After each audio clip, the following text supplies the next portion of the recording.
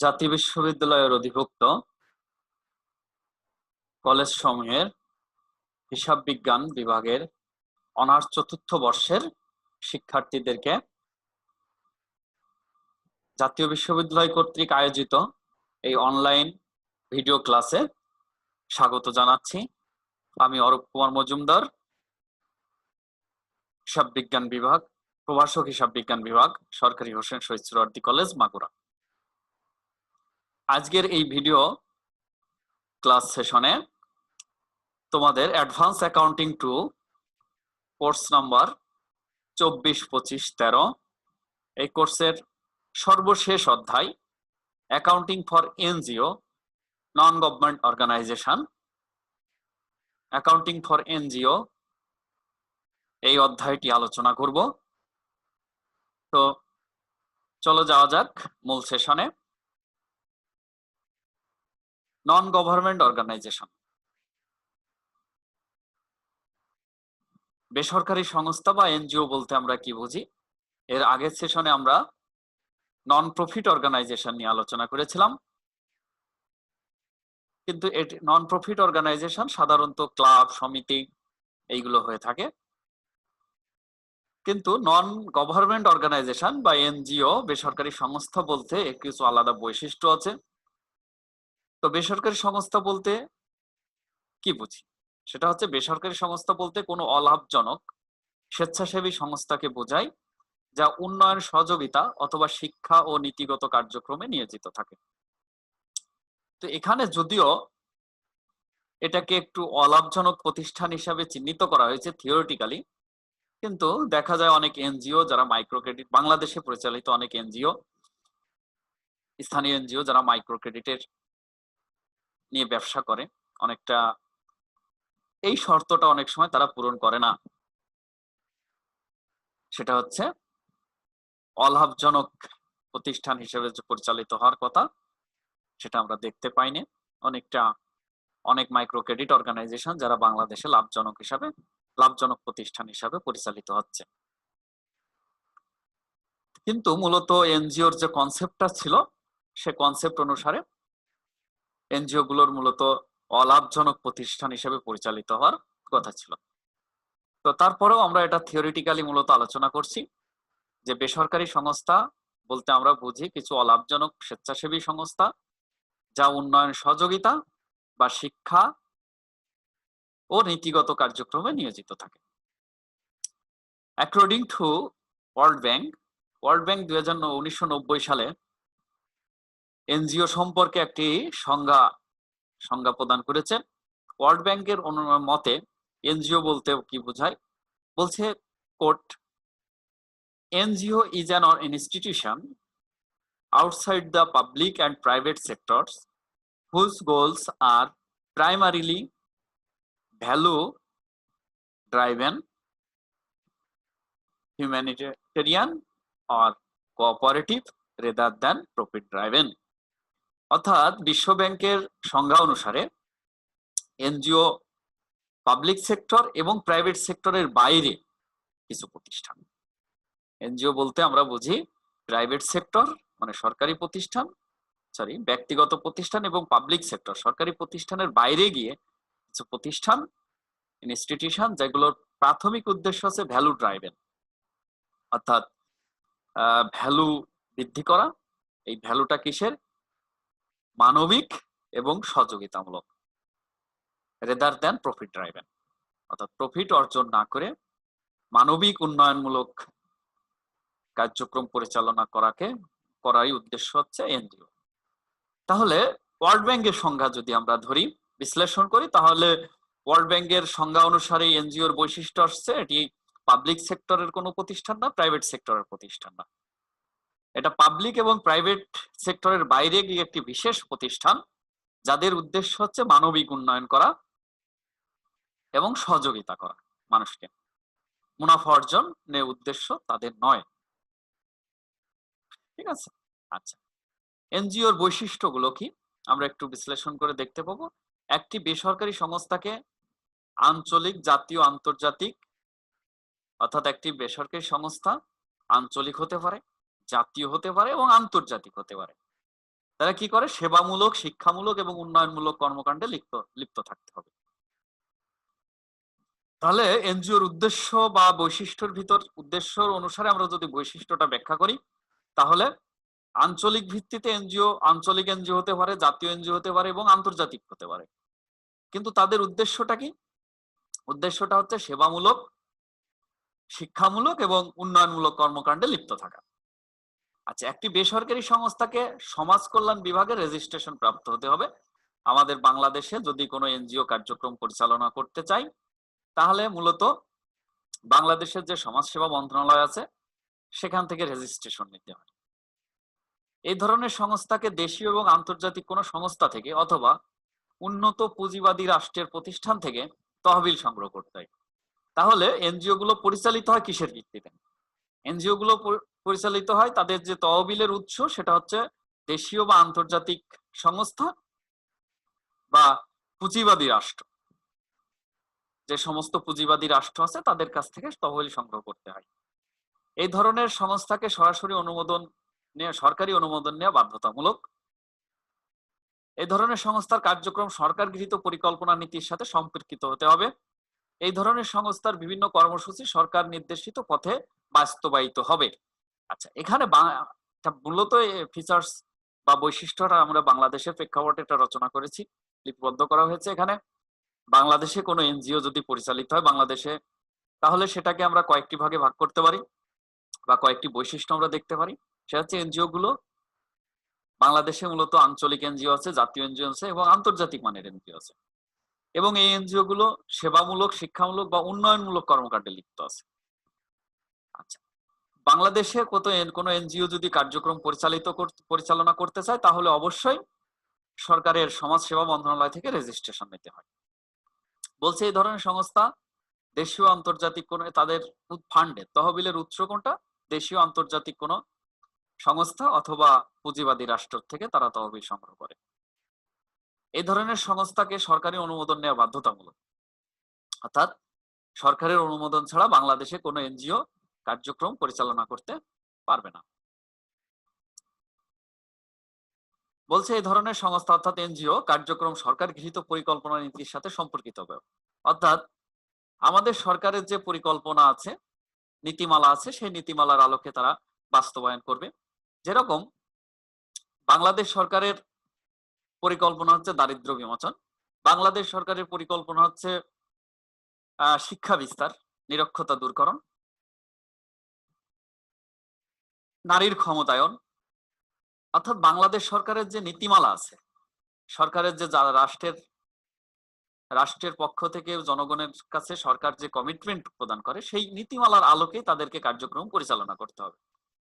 যেমন যদি কোনো প্রতিষ্ঠান ধর্মীয় উগ্রবাদকে উস্কে দেয়, সেটা হয়তোবা কোনো দেশের আইনে অবৈধ নাও হতে পারে, কিন্তু বাংলাদেশের সংবিধানের আলোকে কোনো ধর্মীয় উগ্রবাদকে উস্কে দেওয়াটা আমাদের সংবিধানের পরিপন্থী। ফলে এমন যদি কোনো এনজিওর মূল টার্গেট থাকে ধর্ম বিস্তার, ধর্মীয় প্রচার বা ধর্মীয় উগ্রবাদকে উৎসাহিতকরণ, এই ধরনের কার্যক্রম বাংলাদেশে কোনো এনজিও করতে পারবে না, যেটা সরকারের নীতির পরিপন্থী। অর্থাৎ মূল কথা আমরা বলতে পারি যে কোনো এনজিও কার্যক্রম পরিচালনা করতে হলে সরকারের যে নীতিমালা আছে, আর্থিক নীতিমালা, তারপরে দারিদ্র্য বিমোচনের নীতিমালা, সামাজিক নীতিমালা, শিশু নীতিমালা, সেই সমস্ত নীতিমালার আলোকে কার্যক্রম পরিচালনা করতে হবে। 6 নম্বরে বলা হচ্ছে এই ধরনের সংস্থা বিভিন্ন কর্মসূচি সরকার নির্দেশিত পথে বাস্তবায়িত হবে। অর্থাৎ সরকার যেভাবে চাবে এনজিও কে সেই ধরনের কার্যক্রম নিয়ে মাঠে নামতে হবে। এখানে বলে রাখি, এনজিও গুলো মূলত বাংলাদেশে এটা 1970 সালের পরে, বিশেষ করে স্নায়ুযুদ্ধ পরবর্তী সময় এটা বেশিরভাগ বিস্তার লাভ ঘটেছে। পুঁজিবাদের ফলে সারা পৃথিবী যখন পুঁজিবাদের দিকে ঝুঁকে গেল, হঠাৎ করে এই মুক্তবাজার অর্থনীতির কারণে বাংলাদেশ সহ তৃতীয় বিশ্বের রাষ্ট্রে যে সমস্যাটা সৃষ্টি করলো, হঠাৎ করে গ্রামীণ অর্থনীতির একটি ধাক্কা চলে আসলো। অর্থাৎ গ্রামীণ অর্থনীতির উপরে একটি বিরূপ প্রতিক্রিয়া সৃষ্টি হয়ে গেল 1970-এর দশক থেকে।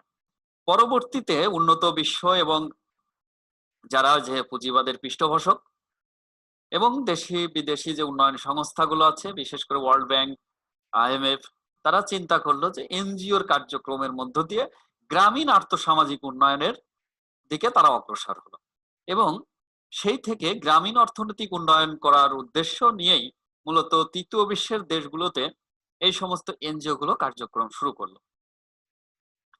স্বাধীন বাংলাদেশে 1970 সালে প্রথম এনজিওর কার্যক্রম শুরু করে ব্র্যাক,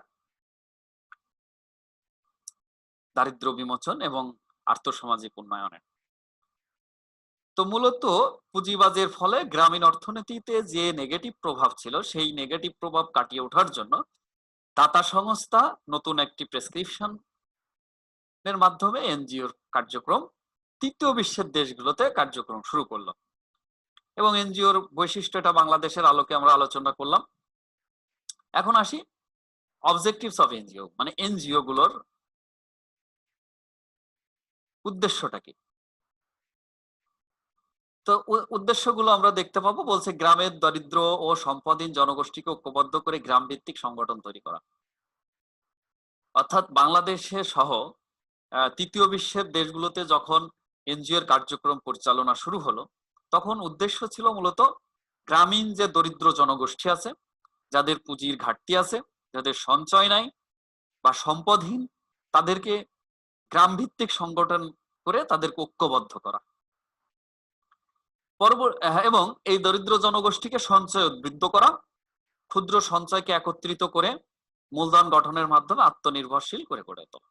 তাহলে কি দাঁড়ালো, মূলত গ্রামীণ সম্পদহীন জনগোষ্ঠীকে ঐক্যবদ্ধ করা করে সংগঠন সৃষ্টি করা এবং এই জনগোষ্ঠীকে সঞ্চয় উদ্বুদ্ধ করা এবং এই ক্ষুদ্র ক্ষুদ্র সঞ্চয় নিয়ে মূলধন গঠনের মাধ্যমে তাদেরকে আত্মনির্ভরশীল করে গড়ে তোলা। 3 নাম্বার বলছে নারীর ক্ষমতায়ন এবং তাদেরকে উদ্যোক্তা হিসাবে বিকাশে সহায়তা করা। পৃথিবীতে অনেক এনজিও যেগুলো নারীর ক্ষমতায়ন নিয়ে কাজ করে এবং নারীর ক্ষমতায়ন বলতে আর্থিকভাবে ক্ষমতায়ন, নারীকে আর্থিকভাবে স্বাবলম্বী করে তোলা, নারীকে ইনকামে, নারীকে আয়ে বা অর্থনৈতিক কর্মকাণ্ডে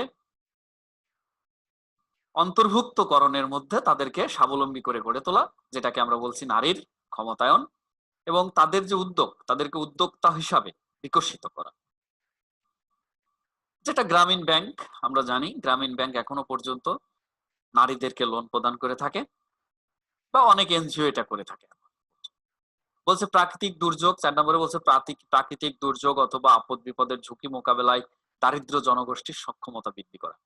তো এখানে যে কোনো সক্ষমতা, যে কোনো ঝুঁকি মোকাবেলার জন্য আসলে আর্থিক সাপোর্টটা হচ্ছে গুরুত্বপূর্ণ, আর্থিকভাবে স্বাবলম্বী করে তোলাটাই হচ্ছে মূল উদ্দেশ্য।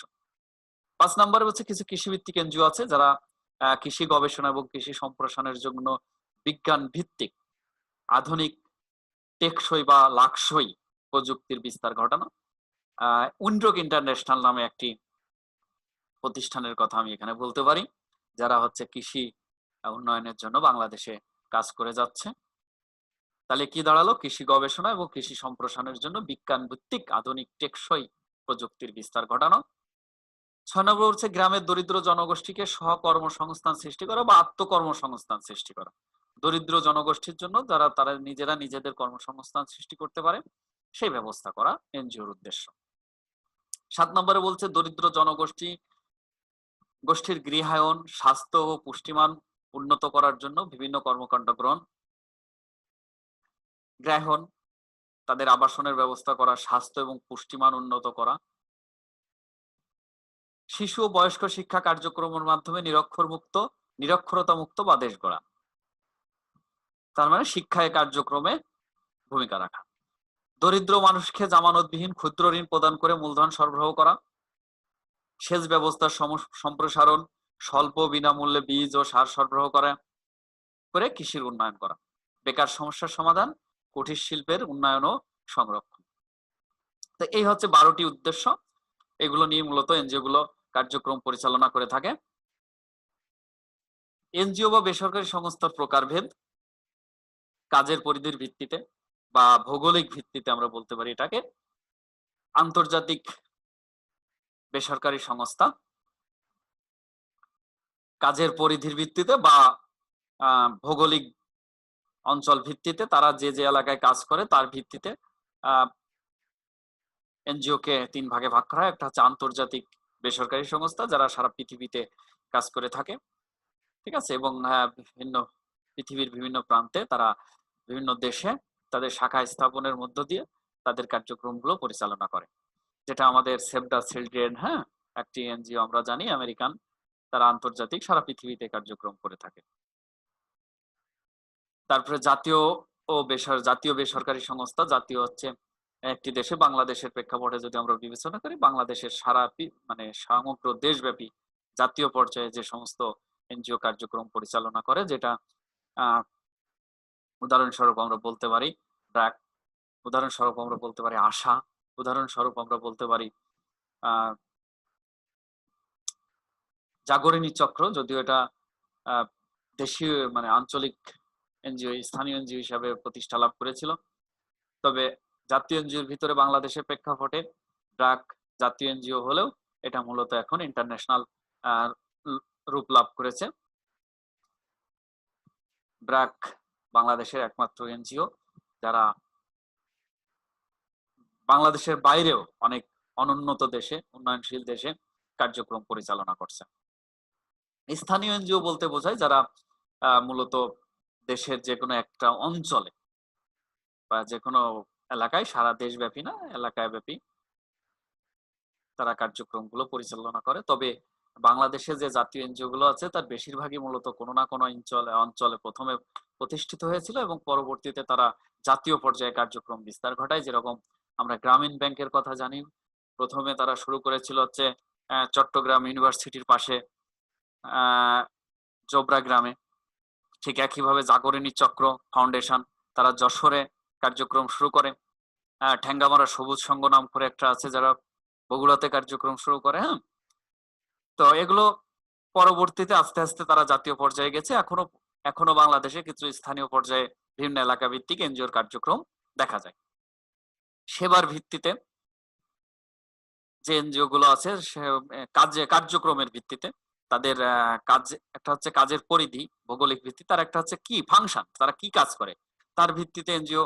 কিছু এনজিও আছে সেবামূলক, তারা শুধু সেবা প্রদান করে। কিছু কাজ আছে উন্নয়ন সেবামূলক, কিছু আছে অংশগ্রহণমূলক, কিছু আছে ক্ষমতায়ন বিষয়ক। তাই সেবামূলক, উন্নয়নমূলক এবং অংশগ্রহণমূলক এবং ক্ষমতায়ন বিষয়ক। ভূমিকার ভিত্তিতে বলছে ত্রাণ ও কল্যাণ বিষয়ক এনজিও, সমন্বয়ক এনজিও, উন্নয়ন এনজিও এবং পরামর্শক এনজিও। এগুলো এইভাবে বিভিন্ন কার্যক্রমের ভিত্তিতে তাদের এনজিও কে বিভিন্ন ভাগে ভাগ করা হয়। তো মূলত আমাদের আজকের টপিকস হচ্ছে এনজিও গুলো কিভাবে হিসাব সংরক্ষণ করে সেটা। আর তার জন্য এর আগে আমরা কিছু প্রাথমিক ধারণা নিয়ে নিচ্ছি। বাংলাদেশে কার্যরত বা কর্মরত প্রধান প্রধান এনজিও গুলোর ভিতরে এখানে 12টা লিখেছি, এর বাইরেও বলতে গেলে কয়েকশো এনজিও বাংলাদেশে বিভিন্ন আঞ্চলিক, আন্তর্জাতিক, জাতীয় এনজিও মিলে বাংলাদেশে প্রায় 100-র উপরে বা শতকের উপরে এনজিও কার্যক্রম আছে। তারপরে কয়েকটি এনজিওর নাম আমরা এখানে লিপিবদ্ধ করছি। বড় কিছু এনজিও গ্রামীণ ব্যাংক, অ্যাডাব, জাগরণী চক্র ফাউন্ডেশন, আশা, বিআরডিবি। হ্যাঁ, বিআরডিবিটা এটা মূলত 80-র দশক থেকে বাংলাদেশের পল্লী উন্নয়ন মন্ত্রণালয়, যেটা পল্লী উন্নয়ন ও সমবায় মন্ত্রণালয়, সেই মন্ত্রণালয়ের একটি প্রজেক্টের মাধ্যমে এটা কাজ শুরু করে এবং একটি সফল এনজিও, এবং সেটাকে বলা হচ্ছে সরকারি এনজিও। আচ্ছা, পল্লী কর্ম সহায়ক ফাউন্ডেশন, কারিতাস বাংলাদেশ, উন্নয়ন সংস্থা, UCEP Bangladesh, Concern Bangladesh, Plan Bangladesh. Okay, তো এরকম অনেকগুলো এনজিও বাংলাদেশে কার্যক্রম পরিচালনা করছে। এখন যে জিনিসটা আমরা আলোচনা করব সেটা হচ্ছে বাংলাদেশের আর্থসামাজিক উন্নয়নে এনজিওর ভূমিকা কি। এখন এই এনজিওর ভূমিকা বলতে আসলে পজিটিভ বিষয়টাকেই আমরা এখানে দেখানোর চেষ্টা করব, এবং এনজিও নিয়ে যে বাংলাদেশের সমালোচনা নেই, সমালোচনাও আছে, সেটাও আমরা পরবর্তীতে আলোচনা করব। তো যেটা দেখা যাচ্ছে সেটা হচ্ছে 80-র দশকের পর থেকে বাংলাদেশে মূলত এনজিওর ব্যাপক বিস্তার ঘটে। 80-র দশকের পর থেকে, এবং আরো বেশি বিস্তার ঘটে 90-এর পরবর্তীতে যখন মুক্তবাজার অর্থনীতিতে বাংলাদেশ চলে গেল, তখন এনজিওর বিকাশ আরো বেশি সংগঠিত হয়েছে। স্বাধীনতার পর ব্র্যাকের কার্যক্রম শুরু হয়েছিল। ৭৪, ৭৫, ৭৬ সালের দিকে গ্রামীণ ব্যাংক কার্যক্রম শুরু করেছিল এবং ৭৬, ৭৭ দিকেও কিছু জাগরণী চক্র ফাউন্ডেশন, আশা, এগুলো কাজ শুরু করছে। কিন্তু মূলত বাংলাদেশে এনজিওর ব্যাপক প্রসার ঘটে হচ্ছে ৯০-এর দশকের পর থেকে, যখন আর কি মুক্তবাজার অর্থনীতিতে বাংলাদেশ প্রবেশ করে, তখন দাতা সংস্থা, বিদেশি এনজিও গুলো আরো বেশি বেশি কার্যক্রম পরিচালনা করা শুরু করে। এবং বাংলাদেশের এমন কোনো গ্রাম নাই এখন, বাস্তবতা হচ্ছে এটা, যাতে যেখানে এনজিওর কার্যক্রম নাই। এবং গ্রামীণ উন্নয়নের ক্ষেত্রে এবং গ্রামীণ মানুষের আর্থসামাজিক, বিশেষ করে আর্থিক উন্নয়নের দিক থেকে, অর্থ প্রবাহের দিকে এনজিওর ব্যাপক একটি ভূমিকা আছে, এটা অস্বীকার করার কোনো সুযোগ নাই। এনজিওর বিস্তার ঘটার আগে বাংলাদেশের গ্রামগুলোতে যেটা দেখা যেত, যেহেতু তাদের যেহেতু গ্রামীণ মানুষের মূলধন কম ছিল, সম্পদ কম ছিল, ফলে বাণিজ্যিক যে প্রথাগত বাণিজ্যিক ব্যাংকের লোন তারা পেত না। একমাত্র কৃষি ব্যাংক ছাড়া অন্য ব্যাংকের লোন তারা তেমন ভাবে ঋণ গ্রহণ করতে পারতো না, কারণ ব্যাংকগুলো সাধারণত জামানত ছাড়া লোন প্রদান করে না। কিন্তু এনজিওর কার্যক্রম শুরু হওয়ার পর থেকে বাংলাদেশে এই যে জামানতবিহীন লোন, অর্থাৎ গ্রামীণ অর্থনীতিতে মূলধন সরবরাহটা বৃদ্ধি পায়। এটা অনস্বীকার্য, এটা স্বীকার করতেই হবে। ঠিক আছে, তাহলে বাংলাদেশের আজকে যে মানুষের যে গ্রামীণ অর্থনীতিতে নগদ টাকার যে প্রবাহ বৃদ্ধি হয়েছে, এর পিছনে এনজিওর একটা বড় ভূমিকা আছে। তারপরও বাংলাদেশে আর্থসামাজিক উন্নয়নে এনজিও কি কি বিষয় নিয়ে কাজ করছে আমরা যদি অল্প বিস্তার আলোচনা করি, তাহলে শিক্ষা বিস্তারে এনজিও ভূমিকা রাখছে।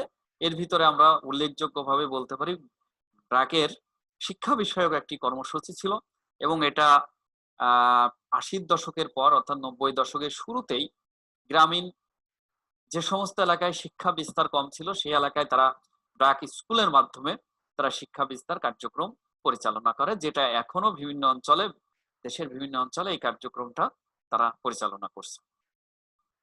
এবং পরবর্তীতে ব্র্যাক প্রাথমিক শিক্ষকদের প্রশিক্ষণের জন্য একটা কর্মসূচি পালন করে। সরাসরি শিক্ষা বিস্তার এবং শিক্ষায় বিনিয়োগের মাধ্যম দিয়ে ব্র্যাকের কিছু কার্যক্রম এটা উল্লেখযোগ্য ভূমিকা পালন করে এবং এটা প্রশংসা অর্জন করে। যদিও একটি সমালোচনা আছে, সেটা হচ্ছে তাদের শিক্ষা কার্যক্রম ছিল মূলত ৩য় বা ৪র্থ শ্রেণী পর্যন্ত, যেটা এখন ৫ম শ্রেণী পর্যন্ত বিস্তৃত। এটাকে তারা ব্যাপক সফলতা হিসাবে দেখতে চাইলেও কিন্তু অনেক সমালোচনাকারী বলে যে দরিদ্র মানুষের শুধু ৩য় শ্রেণী বা ৪র্থ শ্রেণী, ৫ম শ্রেণী পর্যন্ত শিক্ষা দিয়েই থেমে গেলে চলবে না, এটাকে আরো বিস্তারিত বা লং টার্ম, বিশেষ করে দ্বাদশ শ্রেণী পর্যন্ত এই শিক্ষা কার্যক্রমটাকে নিয়ে যাওয়া উচিত। ২ নম্বরে বলছে আত্মকর্মসংস্থান। তো আত্মকর্মসংস্থান ক্ষুদ্র ব্যবসা পরিচালনা করা এবং বিশেষ করে প্রশিক্ষণ গ্রহণের মাধ্যমে ব্যবসা পরিচালনা করা, বিশেষ করে কৃষিভিত্তিক শিল্প এবং সাধারণত ছোটখাটো যে সমস্ত গ্যারেজ, তারপরে ছোট ছোট বিজনেস করার জন্য, ব্যবসা করার জন্য, ছোট ক্ষুদ্র স্মল বিজনেস গুলো প্রতিষ্ঠা করার জন্য মূলত এনজিও যে বিনিয়োগ করে থাকে, এর ফলে আত্মকর্মসংস্থানের একটা ব্যাপক সুযোগ সৃষ্টি হয়েছে গ্রামীণ অর্থনীতিতে। জনসংখ্যা নিয়ন্ত্রণ, আমরা জানি ব্র্যাক সহ অনেক এনজিও নারী স্বাস্থ্য, শিশু মৃত্যু এবং জন্ম নিয়ন্ত্রণে কিছু কার্যক্রম পরিচালনা করে থাকে। সূর্যের হাসি ক্লিনিকের কথা আমরা জানি, ব্র্যাকের সহায়তা এটা হয়ে থাকে, এবং এই সমস্ত কার্যক্রমের মাধ্যম দিয়ে বাংলাদেশ জনসংখ্যা নিয়ন্ত্রণ এখন পৃথিবীতে অনেকটা সফলতার পরিচয় প্রদান করেছে। এবং এই জনসংখ্যা নিয়ন্ত্রণে বাংলাদেশের এনজিও গুলোর ভালো বা উল্লেখযোগ্য ভূমিকা আমরা সরকারের পাশাপাশি এনজিও গুলোর ব্যাপক ভূমিকা আমরা লক্ষ্য করি। কৃষি উন্নয়ন, উইন্ডক ইন্টারন্যাশনালের কথা আমরা বলেছিলাম। কৃষি উন্নয়ন, বিশেষ করে সার বীজ, ব্র্যাক উন্নত বীজ উদ্ভাবন করেছে। কিছু কিছু এনজিও যারা কৃষি গবেষণার সাথে জড়িত আছেন। ফলে এই সমস্ত উন্নত ফলনশীল বীজ উদ্ভাবনের মধ্য দিয়ে এবং কৃষকদেরকে প্রশিক্ষণ প্রদানের মধ্য দিয়ে মূলত কৃষির একটা ব্যাপক বিপ্লব আমরা দেখতে পাচ্ছি। এখানে আমাদের বাংলাদেশ কৃষি গবেষণা সরকার, বাংলাদেশ সরকারের কৃষি মন্ত্রণালয়, সরকারের কৃষি বিষয়ক গবেষণা প্রতিষ্ঠান এবং বাংলাদেশ কৃষি বিশ্ববিদ্যালয় গুলোর পাশাপাশি এনজিও গুলো মাঠ পর্যায়ে, বিশেষ করে এনজিও গুলো মাঠ পর্যায়ে কৃষকদের প্রশিক্ষণ প্রদানের জন্য ব্যাপক একটি ভূমিকা লক্ষ্য করা যায়। ফলে আমরা লক্ষ্য করি যে স্বাধীনতার বছরে 7.5 কোটি বা 7 কোটি জনসংখ্যার দেশ হয়েও যেখানে খাদ্য ঘাটতি ছিল, কিন্তু সেক্ষেত্রে ডাবল স্বাধীনতার পরে এই যে 50 বছর আমাদের হতে যাচ্ছে, যেখানে জনসংখ্যা ডাবলেরও বেশি, আমরা বলতে পারি এখন প্রায় 3 গুণ জনসংখ্যা নিয়েও আমরা এখন খাদ্য স্বয়ংসম্পূর্ণ একটি দেশে রূপান্তরিত হয়েছি। তাহলে কৃষি উন্নয়নের ক্ষেত্রে আমরা বলতে পারি বাংলাদেশ সরকারের কৃষি মন্ত্রণালয়, বাংলাদেশ কৃষি গবেষণা ইনস্টিটিউট, ধান গবেষণা ইনস্টিটিউট, বাংলাদেশ কৃষি বিশ্ববিদ্যালয়, বাংলাদেশের শুধু বাংলাদেশ কৃষি বিশ্ববিদ্যালয় নয়, কৃষি বিশ্ববিদ্যালয়গুলো পাশাপাশি গ্রাম পর্যায়ে কৃষকদের উন্নত বীজ প্রদান এবং কৃষকদেরকে প্রশিক্ষণ প্রদানের ক্ষেত্রে এনজিও গুলো, কৃষি ভিত্তিক এনজিও গুলো ব্যাপক ভূমিকা রেখে চলছে। নারীর ক্ষমতায়নের ক্ষেত্রে বাংলাদেশে এনজিও গুলো ব্যাপক ভূমিকা পালন করছে। নারীর ক্ষমতায়ন, নারী ও শিশু মৃত্যু রোধ এবং বিশেষ করে নারী নির্যাতন রোধে এনজিও গুলো কাজ করছে এবং নারীর ক্ষমতায়ন এখন দৃশ্যমান। বাংলাদেশের প্রেক্ষাপটে নারীর ক্ষমতায়ন এখন দৃশ্যমান। বেকার সমস্যা সমাধান,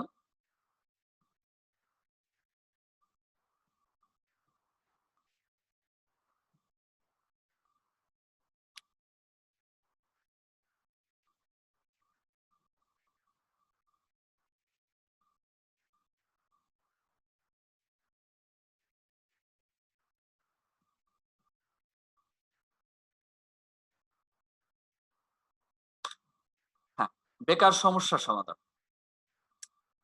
বেকার সমস্যা সমাধানের ক্ষেত্রে আত্মকর্মসংস্থান, শিক্ষার বিস্তার, জন্ম, ঠিক আছে, কৃষির উন্নয়ন।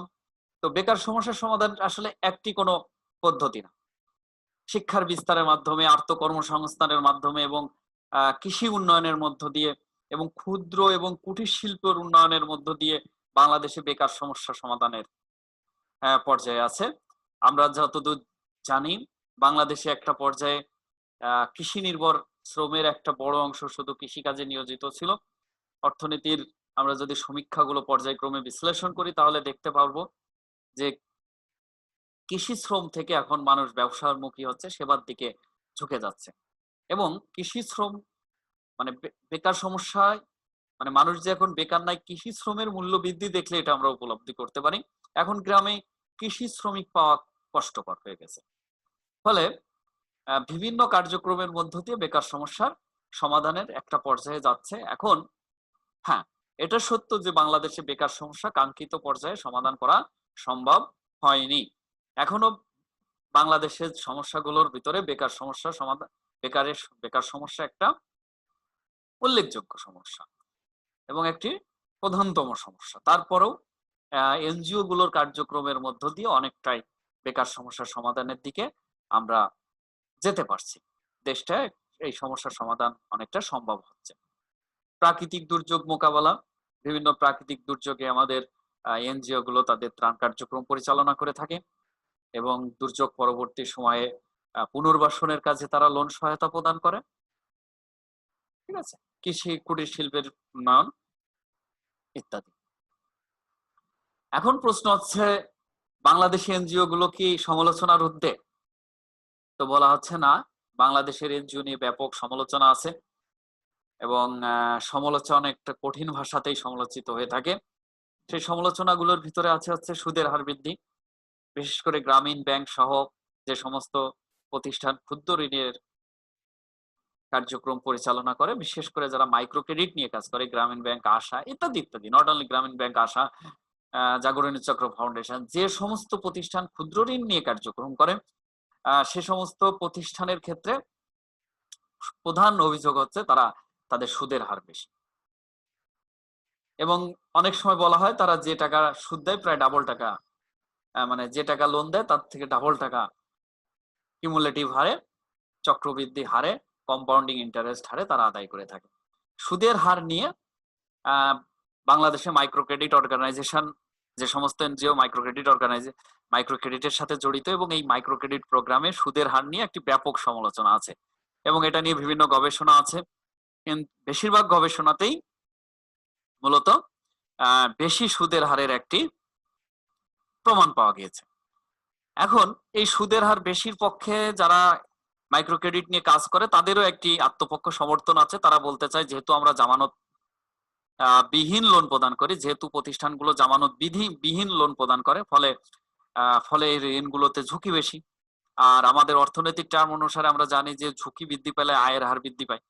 ফলে যেহেতু তাদের ঝুঁকি বেশি বিনিয়োগে, ফলে তাদের আয়ের হারটাও বেশি হবে, এটি একটি তাদের দাবি। এবং দ্বিতীয় দাবি হচ্ছে যেহেতু তাদের কর্মকাণ্ডগুলো লোনগুলো বেশিরভাগ মাইক্রো ক্রেডিট অর্গানাইজেশন হচ্ছে ঋণ আদায় করে বাড়িতে গিয়ে, আচ্ছা ঋণ যেহেতু আদায় করে ঋণটা রিকভারি করে বাড়িতে গিয়ে, মানুষের বাড়ি গিয়ে, ফলে তাদের লোকবলও বেশি প্রয়োজন হয়। এখন যেহেতু তাদের লোকবল বেশি প্রয়োজন হয় তাহলে এদের মেনটেনেন্স কষ্ট বেশি হয়ে থাকে, খরচ বেশি হয়ে থাকে। ফলে এই খরচটা মেনটেন করার জন্য তাদের আয়টা বাড়াইতে হয়। তাহলে তাদের পক্ষে দুইটা যুক্তি। প্রথম কথা হচ্ছে মাইক্রো ক্রেডিটের সমালোচনা হচ্ছে, সমালোচককারীরা বলছে যে তাদের সুদের হার বেশি, এটা তারা অস্বীকার করছে না। মাইক্রো ক্রেডিট নিয়ে যারা বিজনেস করছে তারা অস্বীকার করছে না, তারা বলছে, কিন্তু তারা আত্মপক্ষ সমর্থন করছে এইভাবে যে যেহেতু তাদের ঋণটা হচ্ছে জামানতবিহীন ঋণ প্রদান করে, ফলে জামানতবিহীন ঋণের একটু ঝুঁকি বেশি থাকে এবং ঝুঁকি বেশি হওয়ার কারণে তাদের রিটার্নও বেশি হতে হবে। এটা একটা পয়েন্ট। আর একটি পয়েন্ট হচ্ছে যেহেতু তারা ঋণ আদায় করার জন্য কেন্দ্রে কেন্দ্রে অর্থাৎ বাড়িতে পৌঁছে যায়, ফলে তাদের লোকবল প্রয়োজনও বেশি হয়, হিউম্যান রিসোর্স প্রয়োজন বেশি হয়। হিউম্যান রিসোর্স প্রয়োজন বেশি হওয়ার কারণে তাদের স্যালারি বেতন খাতে ব্যয় বেশি হয়, এই জন্য তারা আয়ের পরিমাণও তারা বেশি নির্ধারণ করে থাকে। ওকে, 2 নম্বর বলছে কৃষি উন্নয়নের ভূমিকা কম। এটা একটি সমালোচনা। তারা বলছে যে বাংলাদেশ যেহেতু যারা সমালোচনাকারী তারা বলছে যে বাংলাদেশ যেহেতু একটি কৃষি প্রধান দেশ, ফলে বাংলাদেশের টেকসই উন্নয়নের জন্য কৃষির উপরে নির্ভরশীল হতে হবে।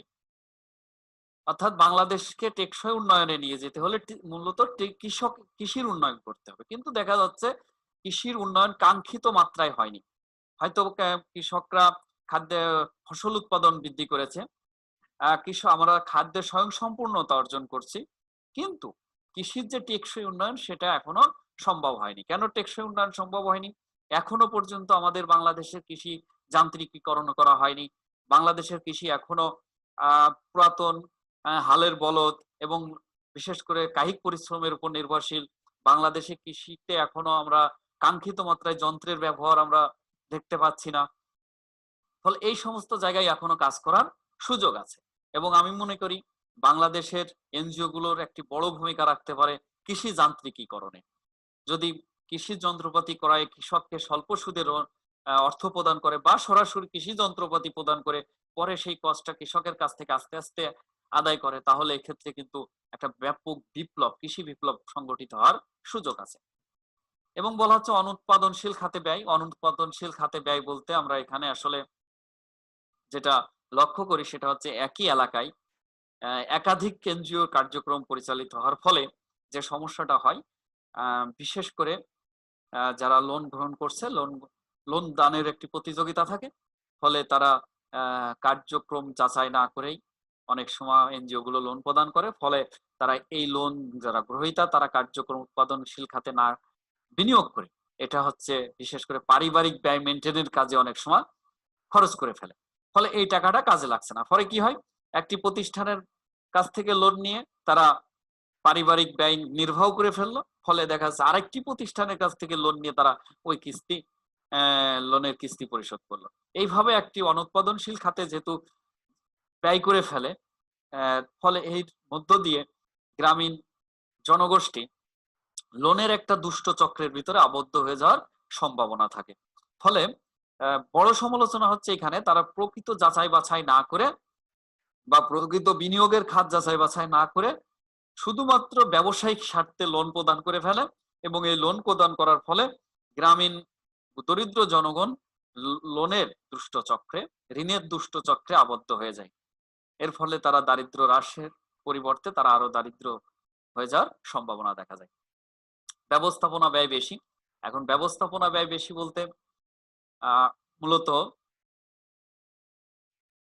এক্ষেত্রে আমরা জানি যে মূলত বাংলাদেশের যে এনজিও গুলো পরিচালিত হয় সেগুলো হচ্ছে বিশেষ করে বিদেশি দাতা সংস্থাদের কাছ থেকে অর্থ নিয়ে আসে এবং সেই দাতা সংস্থার প্রেসক্রিপশন অনুসারে, দাতা সংস্থার পরামর্শ অনুসারে বিদেশি কিছু পরামর্শক নিয়োগ দিতে হয়। এটা হচ্ছে কথা। বাংলাদেশের পরিচালিত বিদেশি যে সমস্ত এনজিও আছে এবং বাংলাদেশে যে এনজিও গুলো কার্যক্রম করে বিদেশি অর্থায়নে, সেই এনজিও গুলো দেখা যায় বড় মানে উচ্চ পদে অনেক বেশি বেতন দিতে হয় কাদের পরামর্শ অনুসারে? দাতা সংস্থার পরামর্শ অনুসারে। ফলে মূল কাজের চেয়ে দেখা যাচ্ছে ব্যবস্থাপনা ব্যয়ে বেশি ব্যয় হয়ে যায়। পরনির্ভরশীলতা, এটা একটি বড় ব্যাপার যে মূলত এনজিও গুলো বাংলাদেশে বিদেশি দাতা সংস্থার উপর নির্ভরশীল অর্থ ফান্ডের দিক থেকে। এই জন্য এই এনজিও গুলো তাদের দাতা সংস্থার প্রেসক্রিপশনের বাইরে মূলত যেতে পারে না, তাদের উপরেই নির্ভর করতে হয় নীতি নির্ধারণের ক্ষেত্রে। এই জন্য পরনির্ভরশীলতা অনেকটা বৃদ্ধি পায়। জাতিগতভাবে আমরা আসলে স্বাবলম্বী হয়ে উঠতে পারি না। এরপরে বলছে বুদ্ধিজীবীদের উচ্চ সম্মান, এটা নিয়ে একটু সমালোচনা আছে একটা এরকম যে বুদ্ধিজীবীরা মূলত দেশের ভালো মন্দ নিয়ে কথা বলবে, কিন্তু দেখা যায় যে এটা নিয়ে একটি অভিযোগ আছে যে বুদ্ধিজীবী যাতে এনজিওদের সমালোচনা না করে, এই জন্য মাঝে মাঝে বুদ্ধিজীবীদেরকে হাতে রাখার জন্য তাদেরকে কিছু সম্মানী প্রদান করা হয় বিভিন্ন সেমিনার, সিম্পোজিয়াম, আলোচনার মধ্য দিয়ে। এর মধ্য দিয়ে বুদ্ধিজীবীদের প্রকৃত যে কাজ, বিষয়টি হচ্ছে এখানে বুদ্ধিজীবীদের যে প্রকৃত কাজ সেটা হচ্ছে দেশের ভালো মন্দ নিয়ে, খারাপ কাজ যদি হয়ে থাকে, দেশে যদি কোনো সমস্যা দেখা যায়, দেশের রাষ্ট্রীয় নীতির বাইরে যদি কোনো কার্যক্রম হয়ে যায়, সেগুলো নিয়ে যখন সমালোচনা করার কথা, সেগুলো নিয়ে তারা আলোচনা করার কথা বুদ্ধিজীবীদের, এগুলো দেখা যাচ্ছে ওই যে উচ্চ সম্মানের মাধ্যমে বিনিময়ে তারা এগুলো চুপ করে থাকে। এটা একটি সমালোচনা। ফলে বাংলাদেশের বুদ্ধিজীবীদেরকে নিয়ে অনেকটা মানুষের নেতিবাচক চিন্তা আছে, ধারণা আছে যে তারা দেশের স্বার্থে কথা বলে না। ঠিক আছে। তারপরে হচ্ছে বৈদেশিক সাহায্যের প্রকৃতি পরিবর্তন। স্বাধীনতার পরপর বা বিশেষ করে বিশ্বব্যাংক, জাতিসংঘ দ্বিতীয় বিশ্বযুদ্ধের পরে উন্নত বা তৃতীয় বিশ্বের দেশগুলোতে সরাসরি দাতা সংস্থাগুলো সরকারের মাধ্যমে, সেই রাষ্ট্রের সরকারের মাধ্যমে মূলত সাহায্য সহযোগিতা গুলো প্রদান করত। ফলে সরকার তার অগ্রাধিকার ভিত্তিতে দেশের জনগণের কথা চিন্তা করে যেটা আগে প্রয়োজন সেটা অগ্রাধিকারের ভিত্তিতে তারা ব্যয় করতে পারত। কিন্তু এই এনজিও পরিচালিত হওয়ার পরে, 70-এর দশক থেকে এনজিও পরিচালিত হওয়ার পর থেকে মূলত এই যে বিদেশি দাতা সংস্থা সরকারের মাধ্যমে সহযোগিতা করাটা বন্ধ করেছে। এখন বা বিদেশি দাতা সংস্থাগুলোর বেশিরভাগ সহযোগিতা আসে হচ্ছে এনজিওর মাধ্যমে। এখন এই যে এনজিওর পরিবর্তন হয়ে গেল দাতা সংস্থা, ফলে সরকার তার নীতি নির্ধারণ করতে পারে না, সরকার তার অগ্রাধিকারই অনেক সময় বাস্তবায়ন করতে পারে না। অর্থাৎ এনজিও পরিচালনার ফলে দাতা সংস্থাদের যে সাহায্য সহযোগিতা তার ধরনটা পরিবর্তন হয়ে গেছে। যে সহযোগিতাটা আসতো একটি রাষ্ট্রের সরকারের মধ্য দিয়ে, সেই সহযোগিতাটা এখন চলে আসছে এনজিওর মধ্য দিয়ে। ফলে এনজিও অনেক সময় তাদের ইচ্ছা মাফিক কাজ করতে পারে এবং এগুলো অনেক সময় দেখাও যায়। এবং এনজিও সম্পর্কে একটি বড় অভিযোগ হচ্ছে ধর্মান্তর। শুধু ধর্মান্তর নয়, প্রথম দিকে যেটা ছিল সেটা অনেক সময় বলা হতো যে বাংলাদেশের যে দরিদ্র জনগোষ্ঠী একটি গ্রুপ সমালোচনা করত যে তারা গোপনে গোপনে আর্থিক সহযোগিতার বিনিময়ে ধর্মান্তরিত করার প্রচেষ্টায় আছে। এই ধর্মান্তরিত প্রচেষ্টাটা হচ্ছে খ্রিস্টান ধর্মের দিকে নিয়ে যাওয়ার, এটা একটা সমালোচনা ছিল শুরুর দিকে। এখন বর্তমানে যেটা দেখা যায় যে, এবং সমাজসেবা অধিদপ্তর থেকে নিবন্ধিত এবং পরে সমাজসেবা অধিদপ্তর কিছু তালিকাও করছে যে ধর্মীয় উগ্রবাদ সৃষ্টিরও কিছু অভিযোগ কিছু কিছু এনজিওর ভিতরে পাওয়া যায়। অর্থাৎ বাংলাদেশের কিছু উগ্র গোষ্ঠী যারা ফান্ডামেন্টালিজমে বিশ্বাস করে, তারা অনেক সময় এনজিওর নাম করে গ্রামে গ্রামে তাদের দর্শনটাকে প্রচার করছে, যেটা ঘাতক দালাল নির্মূল কমিটি সহ যারা প্রগতিশীল চিন্তা ধারণ করে তারা এটা অনেক সময় অভিযোগ করে আসছে। ফলে এটা উড়িয়ে দেওয়া যাবে না। এখন এগুলো অভিযোগ আকারে আছে, এগুলো নিয়ে তদন্ত হওয়া দরকার। এগুলো হচ্ছে মূলত সমালোচনা, এগুলো বিভিন্ন পক্ষের সমালোচনা। একটি পক্ষ বলছে যে তারা ধর্মান্তরিত করছে আর্থিক সহযোগিতা দিয়ে, আরেকটি পক্ষ বলছে যে কিছু কিছু প্রতিষ্ঠান উগ্র ধর্মীয় মতামত প্রচার করছে। ফলে এগুলো হচ্ছে প্রত্যেকটা বিষয় মূলত গবেষণার বিষয়, তদন্তের বিষয়। তো হ্যাঁ, একটি আশার কথা হচ্ছে এখানে যে কোনো এনজিওই বাংলাদেশ সরকারের অনুমতি ছাড়া তারা কার্যক্রম পরিচালনা করতে পারে না। এখন যদি এরকম দেখা যায় বাংলাদেশ সরকারের হাতেই যেহেতু এটার ক্ষমতা, যদি কোনো এনজিও বাংলাদেশের যে নীতি, বাংলাদেশের যে রাষ্ট্রীয় মূল নীতি আছে, মূলনীতিগুলো হচ্ছে গণতন্ত্র, সমাজতন্ত্র, ধর্মনিরপেক্ষতা এবং জাতীয়তাবাদ। এই যে রাষ্ট্র পরিচালনার মূলনীতি আছে আমাদের সংবিধান অনুসারে, এই নীতির বাইরে গিয়ে যদি কেউ তাদের কার্যক্রম পরিচালনা করে, অবশ্যই বাংলাদেশ সরকার সেটা বন্ধ করে দেয়া এবং আইনগত ব্যবস্থা নেওয়ার অধিকার রাখে। এটাই হচ্ছে আমাদের আশার জায়গা। ফলে সমালোচনা যতই থাকুক, সর্বশেষ আমরা বলবো সমালোচনা কোনো কার্যক্রমই সমালোচনার ঊর্ধ্বে নয়, এবং সত্য সমালোচনার ঊর্ধ্বেও বাংলাদেশের আর্থসামাজিক উন্নয়নের ক্ষেত্রে এনজিও গুলো ভূমিকা রেখে যাচ্ছে এবং ব্যাপক ভূমিকা রাখার সুযোগ আছে, বিশেষ করে কৃষি এবং শিক্ষার ক্ষেত্রে। এবং কৃষি যান্ত্রিকীকরণ এবং শিক্ষার আধুনিকীকরণে যদি এনজিও গুলো কার্যক্রম করে তাহলে বাংলাদেশ জাতীয়গতভাবে লাভবান হবে। তো এনজিওর অ্যাকাউন্টিং প্রক্রিয়া, যেটা আমাদের মূল ধারণা ছিল, মূল টপিকস আজকের, সেটা হচ্ছে এনজিওর হিসাব প্রক্রিয়া। তো এক্ষেত্রে এনজিও যে হিসাবটি সংরক্ষণ করে সাধারণত একটি ক্যাশবুক, এর বাইরেও আরো অনেক কিছু ভাউচার রেডি করতে হয়, এগুলো হ্যাঁ ভাউচার থাকে, তাদের অনেকগুলো বিবরণী থাকে।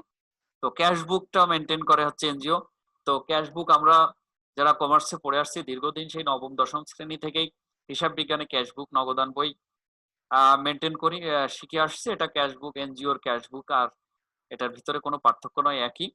অর্থাৎ দৈনন্দিন ক্যাশবুক, প্রতিদিনের নগদ লেনদেন এই ক্যাশবুকে লিপিবদ্ধ করে থাকে তারা। এখন সাধারণত ডাবলে কলাম ক্যাশবুক হয়ে থাকে। এনজিওর মেনটেন করা ক্যাশবুকটা সাধারণত ডাবল কলাম, অর্থাৎ দুঘরা নগদান বই হয়ে থাকে, অর্থাৎ এখানে নগদ এবং ব্যাংকের উদ্বৃত্ত লেনদেনগুলো লিপিবদ্ধ করা হয়। তো ক্যাশবুকে মূলত ডেবিট পাশে নগদ প্রাপ্তি এবং ক্রেডিট পাশে নগদ পরিশোধ লিপিবদ্ধ করা হয়। এটা নিয়ে বিস্তারিত আলোচনা তেমন কিছুই নাই। তাহলে সকল প্রকার নগদ প্রাপ্তি ক্যাশবুকের ডেবিট পাশে অন্তর্ভুক্ত হবে এবং সকল প্রকার নগদ পরিশোধ ক্রেডিট পাশে অন্তর্ভুক্ত হবে। এবং এই ক্যাশবুকটা প্রিপেয়ার করার পদ্ধতি আমরা যেটা নবম দশম এবং একাদশ শ্রেণীতে ক্যাশবুক নগদান বইয়ে যা আমরা শিখছি ঠিক একই, ঠিক আছে, একই রকম।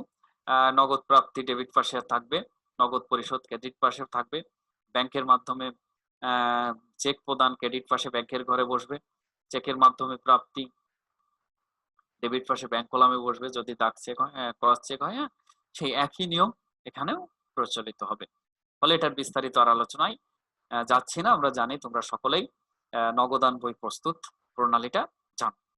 আচ্ছা, ক্যাশবুকের বিপরীতে নন প্রফিট অর্গানাইজেশনে যেমন cash receipt and payment account হয়, এক্ষেত্রেও এনজিও গুলো অনেক সময় দেখা যায় নগদান বই সংরক্ষণ না করে cash receipt and cash payment account সংরক্ষণ করে। ওকে, নন প্রফিট অর্গানাইজেশনে যে ক্যাশ রিসিপ্ট অ্যান্ড পেমেন্ট, এক্ষেত্রেও সেই একই রকম ভাবেই প্রস্তুত করা হয়, অর্থাৎ শুরুতে নগদ cash and hand, cash in hand এবং ক্যাশ অ্যান্ড ব্যাংক দিয়ে শুরু করা হয় বছরের শুরুর।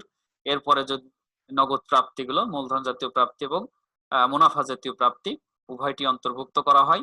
তার ভিতরে আছে হচ্ছে ডোনেশন, সিজনাল লোন কালেকশন, ঠিক আছে। তারপর বলছে bank interest, admission fee, sale of passbook, office rent, sublet যদি প্রদান করেন। তারপর হচ্ছে miscellaneous income, rural micro credit loan account অর্থাৎ গ্রামীণ ক্ষুদ্র ঋণের loan account, urban micro credit loan account শহরে যে মাইক্রো ক্রেডিট প্রদান করে সেগুলো, পরে agriculture sector micro credit loan account অর্থাৎ কৃষিতে মাইক্রো ক্রেডিট লোন লোনের প্রাপ্তি, কিস্তির আদায়, রিভলভিং লোন, হ্যাঁ, ঘূর্ণায়মান লোন, তারপর হচ্ছে service charge, registration fee, sales of all newspaper, sales of asset. তাহলে কি দাঁড়ালো যে ডেবিট পাশে শুরু হবে হচ্ছে ক্যাশ ইন হ্যান্ড এবং ক্যাশ অ্যান্ড ব্যাংক দিয়ে দ্বারা, এরপরে হচ্ছে সকল প্রকার নগদ প্রাপ্তি, মূলধন জাতীয় প্রাপ্তি এবং মুনাফা জাতীয় প্রাপ্তি দুইটাই অন্তর্ভুক্ত করা হবে। আর ক্রেডিট পাশে মূলত নগদ পরিশোধ, সেখানে মূলধন জাতীয় পরিশোধ এবং মুনাফা জাতীয় পরিশোধ সকলটাই অন্তর্ভুক্ত হবে। তার ভিতরে আছে কি কি আমরা যদি দেখি, রুরাল মাইক্রো ক্রেডিট লোন, এগুলো হচ্ছে প্রদান, আর এপাশে যে লোনগুলো ছিল সেগুলো হচ্ছে লোনের কিস্তি আদায়। গ্রামীণ micro credit loan, urban micro credit loan প্রদান, রিভলভিং লোন প্রদান, পারচেজ অফ ফার্নিচার করায়, অফিস ইকুইপমেন্ট করায়, স্যালারিজ অ্যান্ড অ্যালাউন্স, বেতন এবং অন্যান্য ভাতা প্রদান, ফেস্টিভ্যাল অ্যালাউন্স, সেটা হচ্ছে উৎসব ভাতা প্রদান, bank charge and commission, office rent প্রদান, ভাড়া প্রদান, repair and maintenance, utilities, postage, telephone and telegram, mobile expense, হ্যাঁ, অফিস স্টেশনারিজ, মনিহারি, entertainment expense, legal expense, training and workshop expense, advertisement expense, lunch allowance, হ্যাঁ, বলছে এডুকেশন অ্যালাউন্স, মিসলেনিয়াস এক্সপেন্স, এবং সর্বশেষ থাকবে হচ্ছে balance BD, balance CD, sorry এটা BD এটা সিডি, অর্থাৎ এটা হচ্ছে ওপেনিং ব্যালেন্স, এটা হচ্ছে ক্লোজিং ব্যালেন্স।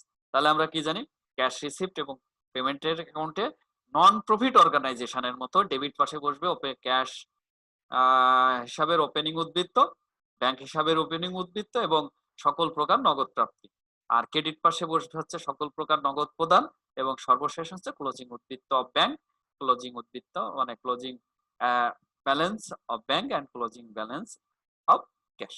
ওকে, এরপর হচ্ছে ইনকাম অ্যান্ড এক্সপেন্ডিচার অ্যাকাউন্ট করে থাকে তারা বিভাগ শাখা ভিত্তিক ইনকাম অ্যান্ড এক্সপেন্ডিচার অ্যাকাউন্ট করে থাকে, এটা নন প্রফিট অর্গানাইজেশনের মতোই এবং ব্যবসা প্রতিষ্ঠানের মতোই, অর্থাৎ যেটা ডেবিট পাশে আসবে হচ্ছে খরচ সমূহ, ব্রাঞ্চের খরচ সমূহ, এবং ক্রেডিট পাশে আসবে হচ্ছে ইনকাম সমূহ। তো বলছে সার্ভিস চার্জ, বলছে bank interest, admission fee, sale of passbook, office rent, sublet থেকে যেটা আসে, registration fee, profit on sale of asset, interest on staff loan, remittance commission, sale of newspaper, miscellaneous income. এখানে interest on loan, interest on staff loan and others loan, মূলত loan থেকে micro credit অর্গানাইজেশনের বেশি income এসে থাকে। আচ্ছা, এরপরে খরচ পাশে আসবে হচ্ছে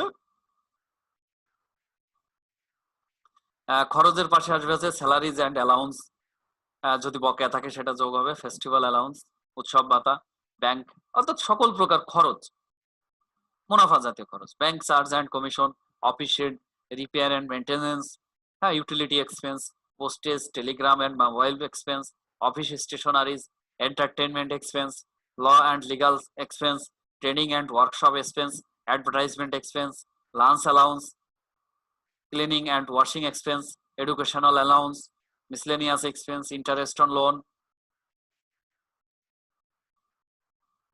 ডিপ্রিসিয়েশন অ্যাকাউন্ট। অর্থাৎ ইন্টারেস্ট অন লোন বলতে এটা মূলত যদি এই প্রতিষ্ঠানটা কারো কাছে কোনো উচ্চ কোনো প্রতিষ্ঠান থেকে লোন নিয়ে এসে প্রতিষ্ঠানটি পরিচালিত হয়, তাহলে সেই লোনের সুদটা খরচ হিসাবে গণ্য হবে। ডিপ্রিসিয়েশন এক্সপেন্স, হ্যাঁ, loss on sale of asset, excess of income over expenditure. তাহলে এ পাশে আসবে হচ্ছে ইনকাম, এ পাশে আসবে হচ্ছে খরচ। তাহলে ইন্টারেস্ট দুই ধরনের হতে পারে, একটা হচ্ছে প্রতিষ্ঠানটা যদি, অর্থাৎ এনজিওটা যদি বিনিয়োগ করে, লোন প্রদান করে, সেই লোনের যে সুদ সেটা হবে হচ্ছে তার খরচ, ইনকাম, ইনকামের পাশে অন্তর্ভুক্ত হবে। আর সে যদি কোনো প্রতিষ্ঠান থেকে ফান্ড যেমন আনে সেরকম যদি লোন করে নিয়ে আসে, বিশেষ করে যদি ব্যাংক লোনের মাধ্যমে আনে, বাংলাদেশে যে দাতা সংস্থা আছে, বিশেষ করে বাংলাদেশের ক্ষুদ্র ঋণের ফান্ড সরবরাহ করে সরকারি একটি প্রতিষ্ঠান আছে, সেগুলো থেকেও যদি লোন নিয়ে ব্যবসা পরিচালনা করে, তার যে ইন্টারেস্ট হবে সেটাকে খরচ হিসাবে গণ্য করতে হবে। ওকে, অবশ্যই বেসরকারি সংস্থাগুলো, অর্গানাইজেশন গুলো, এনজিও, তাদের ব্যালেন্স শিট প্রস্তুত করবে। ঠিক ব্যালেন্স শিট সকল প্রতিষ্ঠানে একই রকম, এক পাশে সম্পত্তি থাকবে, একসাথে পাশে ফান্ড, ব্যবসায়ী প্রতিষ্ঠানে থাকবে ক্যাপিটাল, আর অব্যবসায়ী প্রতিষ্ঠান এবং অমুনাফাভোগী প্রতিষ্ঠান বা বেসরকারি প্রতিষ্ঠানের ক্ষেত্রে মূলত ফান্ড থাকবে এবং লাইবিলিটিস থাকবে। তাহলে সম্পত্তি পাশে থাকবে হচ্ছে তাদের ইনভেস্টমেন্ট। প্রথমে ইনভেস্টমেন্টের ভিতরে আছে rural micro credit loan, urban micro credit loan.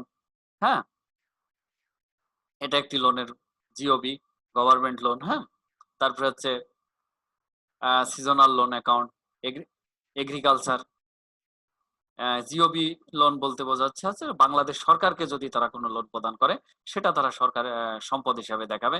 Seasonal loan, agriculture, micro credit loan, revolving loan, যে লোনগুলো ইতিমধ্যে প্রদান করা আছে, অ্যাডভান্স যেটাকে আমরা বলি, অ্যাডভান্স মঞ্জুর, এই লোনগুলোকে তারা সম্পদ হিসাবে দেখাবে। ফিক্সড ডিপোজিট, অর্থাৎ তারা যদি কোনো প্রতিষ্ঠানে ফিক্সড ডিপোজিট করে রাখে, এগুলো হচ্ছে।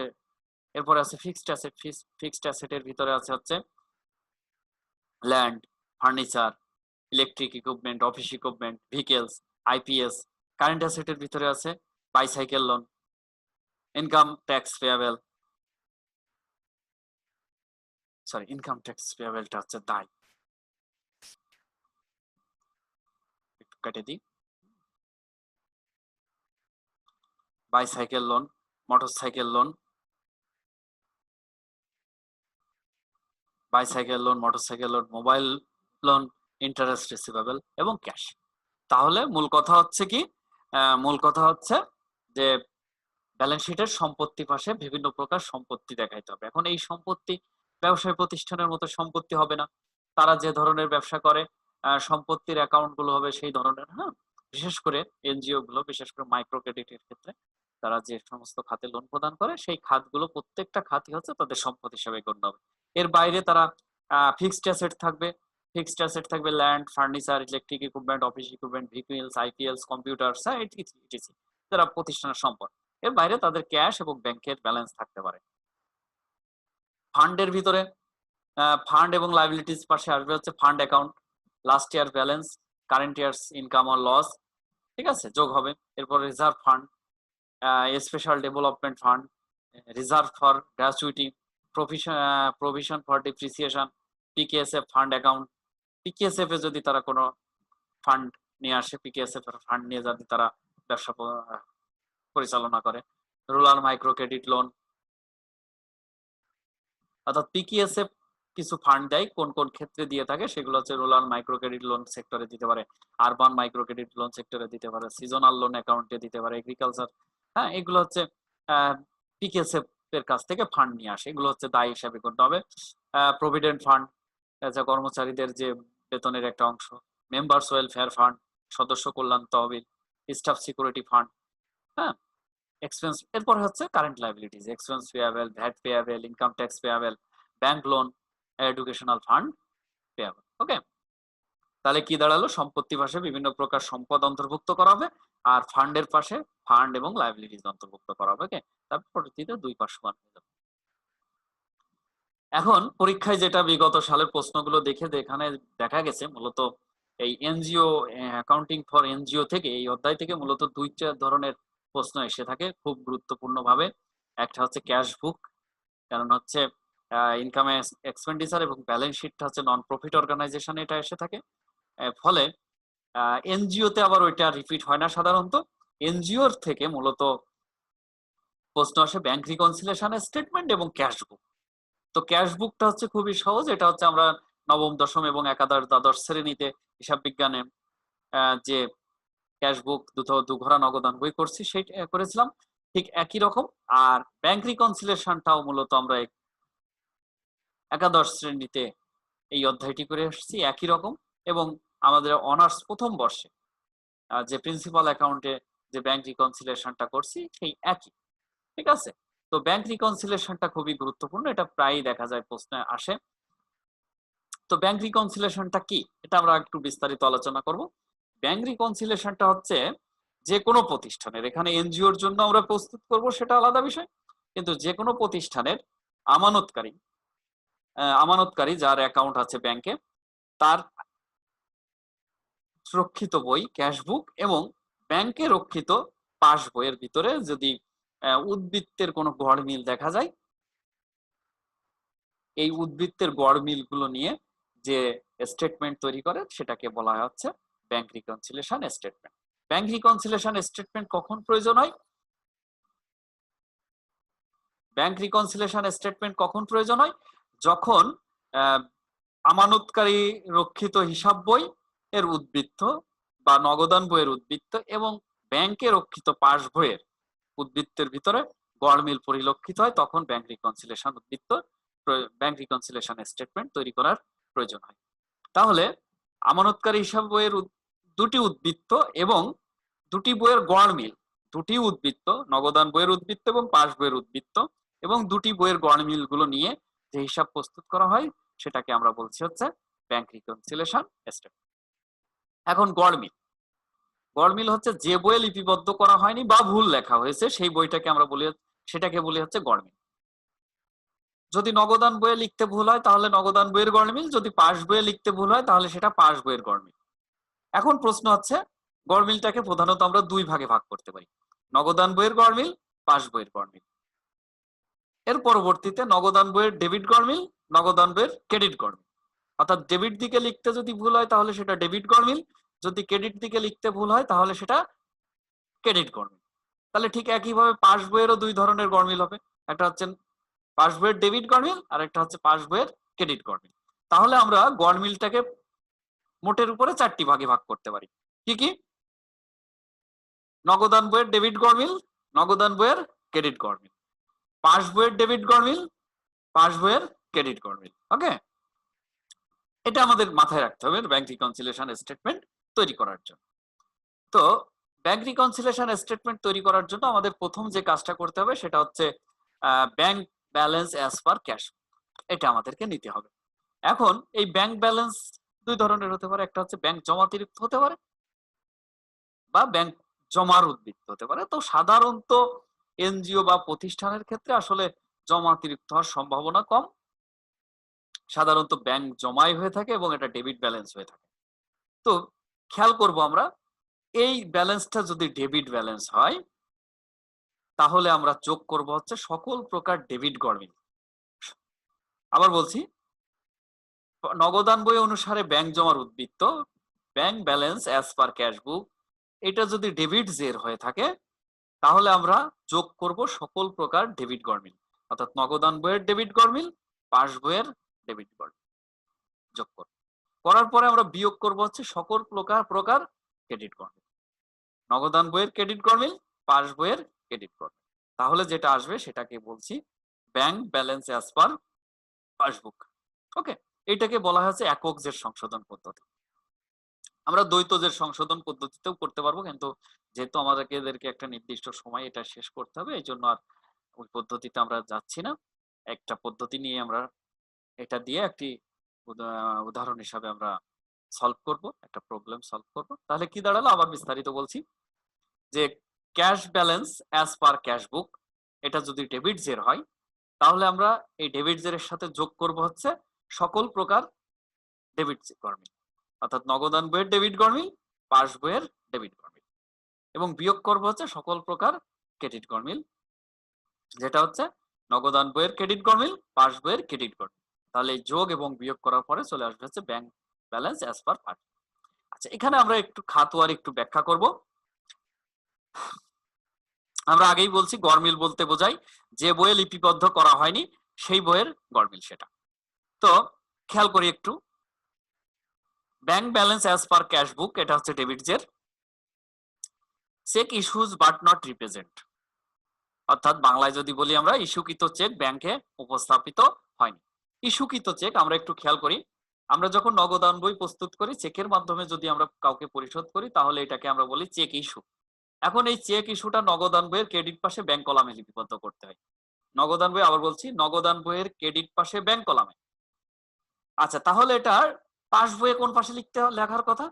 কারণ নগদান বইটা হচ্ছে আমাদের সম্পত্তি, ব্যাংকের জন্য হচ্ছে দায়ী পাস বইটা। তাহলে আমরা যেটা ডেবিট করব ব্যাংক সেটা করবে হচ্ছে ক্রেডিট, আমরা যেটা ক্রেডিট করব ব্যাংক সেটা করবে হচ্ছে ডেবিট। তাহলে check issue but not present, হ্যাঁ চেক ইস্যু আমরা নগদান বইয়ের ক্রেডিট করি, তাহলে ব্যাংক এটা কোথায় করবে? পাস বইয়ের কোথায় লিখবে? পাস বইয়ের ডেবিটে লিখবে। কিন্তু আমরা তো চেক ইস্যু করেই নগদান বইয়ের ক্রেডিটে লিপিবদ্ধ করে ফেলছি, কিন্তু ব্যাংকে যতক্ষণ পর্যন্ত পাওনাদার এই চেকটি উপস্থাপন না করবে ব্যাংক তত সময় এটাকে তাদের পাস বইয়ে ডেবিট করতে পারবে না। ফলে কি দাঁড়ালো, আমরা নগদান বইয়ে ক্রেডিট করছি, কিন্তু ইস্যুকৃত চেক ব্যাংকে উপস্থাপনের আগ পর্যন্ত ব্যাংক এই টাকাটা পাস বইয়ে ডেবিট করতে পারবে না। তাহলে আমরা বলছি যে বইয়ে লিপিবদ্ধ করা হবে না সেটা সেই বইয়ের গড়মিল। তাহলে এটাকে আমরা, যেহেতু এটা পাস বইয়ে লিপিবদ্ধ হয়নি, সেহেতু এটা পাস বইয়ের গড়মিল। আমরা বলছি সকল প্রকার ডেবিট গড়মিল যোগ করতে হবে, এটা পাস বইয়ের ডেবিটে লিপিবদ্ধ হয়নি, মানে পাস বইয়ের ডেবিট গড়মিল হিসাবে যোগ করতে হবে। এটা যেহেতু ডেবিট ব্যালেন্স, সেহেতু যোগ করবো আমরা। আচ্ছা, interest on deposit not recorded in cash বুক। আচ্ছা, ইন্টারেস্ট, ব্যাংকে জমাকৃত টাকার উপরে ব্যাংক যদি কোনো ইন্টারেস্ট প্রদান করে, সাধারণত ব্যাংক ইন্টারেস্ট ক্যালকুলেট করে তাদের অ্যাকাউন্টে, আমাদের যে অ্যাকাউন্ট আছে সেই অ্যাকাউন্টে তারা ক্রেডিট করে দেয়। কারণ ব্যাংকের জন্য এটা হচ্ছে খরচ, আমাদের জন্য এটা হচ্ছে লাভ, আয়, এবং ব্যাংক যেহেতু এই টাকাটা আমাদেরকে প্রদান করবে, ফলে ব্যাংকের জন্য এটা দায় সৃষ্টি হলো। এখন ফলে আমাদের ব্যাংকে আমাদের নামে যে অ্যাকাউন্টটা জমা থাকে সেটা হচ্ছে আমাদের সম্পদ, ব্যাংকের জন্য দায়। তাহলে ওরা ক্রেডিট করবে। এখন ব্যাংক যদি ক্রেডিট করে, তাহলে আমরা নগদান বইয়ে কি করবো, এটা আমাদের সম্পদ, আমরা নগদান বইয়ে এটা ডেবিট করব। তাহলে ব্যাংক ইন্টারেস্ট প্রদান করে, ডিপোজিটের উপর ইন্টারেস্ট প্রদান করে ব্যাংকের অ্যাকাউন্টে যোগ করেছে, ক্রেডিট করেছে, কিন্তু আমরা যেহেতু এটা নগদান বইয়ে লিপিবদ্ধ করি নাই, ফলে এটা নগদান বইয়ে ডেবিট করা হয়নি। তাহলে ইন্টারেস্ট অন ডিপোজিট ক্যাশ বইয়ে যেটা লেখা হয়নি, এটা হচ্ছে নগদান বইয়ের ডেবিট করবে। Okay, direct collection by bank from debtors.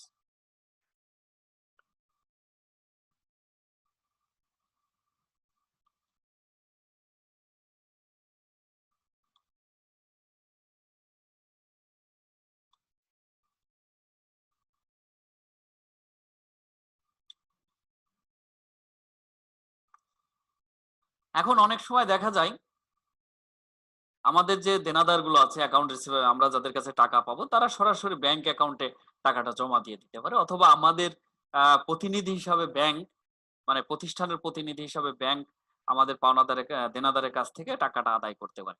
সেক্ষেত্রে আমরা যদি খবর না পাই, তাহলে দেখা যাচ্ছে নগদান বই আমরা ডেবিট নাও করতে পারি, কিন্তু ব্যাংক কি করে, তার টাকাটা আদায় করে আমাদের অ্যাকাউন্টে ক্রেডিটে লিপিবদ্ধ করে ফেলে। তাহলে ব্যাংক ক্রেডিটে লিপিবদ্ধ করছে, কিন্তু আমরা নগদান বইয়ে ডেবিটে লিপিবদ্ধ করি না। একই লেনদেন, আমরা যেটা ডেবিটে লিখবো, ব্যাংক সেটা লেখে ক্রেডিটে।